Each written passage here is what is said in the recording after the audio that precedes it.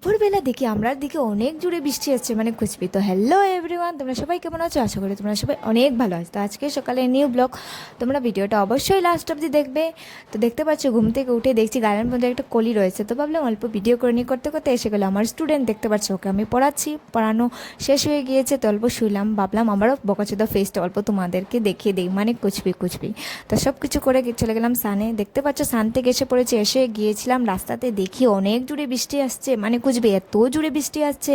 ভাবলাম আমার চিন্তা হয়ে গিয়েছিল, মানে টেনশন হয়ে গেছে যে আমি কীরকম যে যাবো পড়াতে, মানে অনেক জোরে তুফান আসছে কি বলবো। তারপর দিকে দেখি হঠাৎ করে তুফান চলে গিয়েছে। তারপর দেখতে পাচ্ছি এখানে দেখাচ্ছি আমাদের ঘরের চারপাশের জায়গাটা আর কি, তোমাদেরকে দেখাচ্ছি ভিউটা আর কীরকম লাগছে দেখতে পাচ্ছ। তো ঘরে আসলাম, এসে দেখি আমাদের ছাগলটা কি দৌড়াচ্ছে, মানে আমাকে দেখে অনেক ভয় পেয়ে গেছে।